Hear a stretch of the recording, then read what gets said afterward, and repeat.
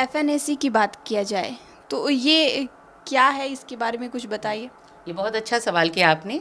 क्योंकि मैं एक साइटोपैथोलॉजिस्ट हूँ, सीनियर साइटोपैथोलॉजिस्ट। और साइटोपैथोलॉजी के अंतर्गत कुछ चीज़ें आती हैं, जैसे फाइन नीडल एस्पिरेशन साइटोलॉजी, जिसको शॉर्ट में एफएनएसी कहते हैं। इसके अलावा exfoliative cytology, fluid cytology, scrape cytology, intra op cytology, ये सारा कुछ मैं करती हूँ।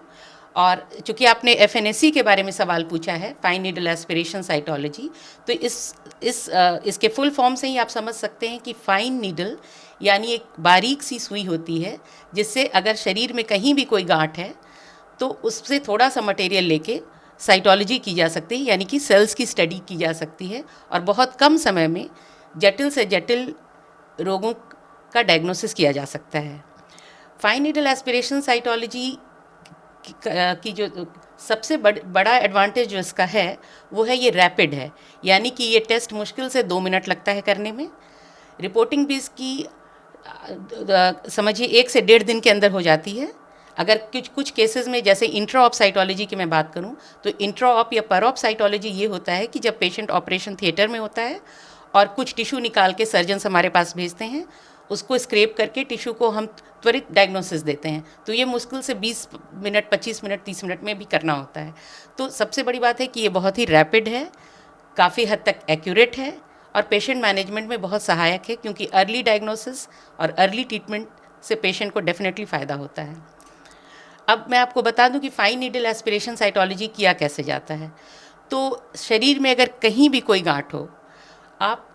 उस गांठ तक, अगर ये शरीर के ऊपरी सतह पे है तो डायरेक्टली भी हम अप्रोच कर सकते हैं, जैसे किसी के हाथ में या किसी के गर्दन में या औरतों में ब्रेस्ट में, या कहीं लिम्फ नोड्स, थायराइड की ग्रंथि कहीं भी बढ़ी हुई है, तो ये जो ऐसी स्वेलिंग्स जो कि हम डायरेक्टली उन तक पहुंच सकते हैं, वो हम डायरेक्ट एफएनएसी यानी कि एक बारीक सी सुई ली जाती है, स्टेराइल स्वेलिंग को, सरफेस को स्टेराइल करके एक बारीक सी सुई उसमें डालते हैं, थोड़ा सा नेगेटिव सक्शन लेके कुछ सेल्स हम लेते हैं, फिर उसको स्टेन किया जाता है और उसकी स्टडी की जाती है। अच्छा, जो स्वेलिंग्स बॉडी में अंदर की तरफ हैं, जैसे कि फेफड़े में अगर कोई स्वेलिंग है, पेट के अंदर है, गॉल ब्लैडर में है, लिवर में है, जो कि ऐसे ऊपर से आप नहीं देख सकते, विजुलाइज नहीं कर सकते, तो वो फिर इमेज गाइडेड एफएनएसी होती है, यानी कि अल्ट्रासाउंड में देखते हुए या फिर सीटी स्कैन में देखते हुए हम उस स्वेलिंग तक पहुंचते हैं। अब मैं इसमें एक चीज़ खासकर इस एक बात पे जोर देना चाहूँगी कि अगर पेशेंट को कहीं भी कोई गांठ है, तो जब वो फिजिशियन के पास जाता है तो उसके पहले वो काफ़ी चिंतित रहता है कि ये गांठ का नेचर क्या हो सकता है। तो गांठ का नेचर ज़रूरी नहीं है कि कैंसर की वजह से हो, इन्फेक्शन भी हो सकता है, इन्फ्लेमेशन भी हो सकता है, और भी बहुत सारे कारण हैं जिसके वजह से बॉडी में गांठ हो सकता है,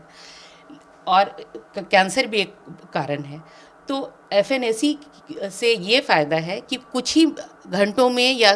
ज़्यादा से ज़्यादा 1 से 1.5 दिन में पेशेंट को पता चल जाता है कि गांठ किस वजह से है। तो अगर ये कैंसर की वजह से नहीं है तो पेशेंट की समझिए 100% चिंता तो दूर हो जाती है। और अगर डायग्नोसिस में टीबी निकलता है या और किसी तरह का इन्फेक्शन निकलता है तो तुरंत ट्रीटमेंट भी शुरू हो जाती है। तो इसका रैपिड होना दूसरा एडवांटेज है इसमें चीप होना, यानी कि ये सस्ता है इन कंपैरिजन टू बायोप्सी या एक्सीजन बायोप्सी, इससे ये काफ़ी सस्ता है। तो सस्ता भी है, रैपिड भी है, और डायग्नोसिस ऑलमोस्ट, क्योंकि मैं एक सीनियर कंसल्टेंट हूँ, करीब 10-12 साल से मैं एक्सक्लूसिवली साइटोलॉजी कर रही हूँ, तो हमारे यहाँ की डायग्नोसिस भी 100% हिस्टोपैथोलॉजी से मैच होती है 99.9% केसेस में। तो एक एक्सपीरियंस्ड आई से करीब करीब बिल्कुल सटीक डायग्नोसिस कम समय में संभव है।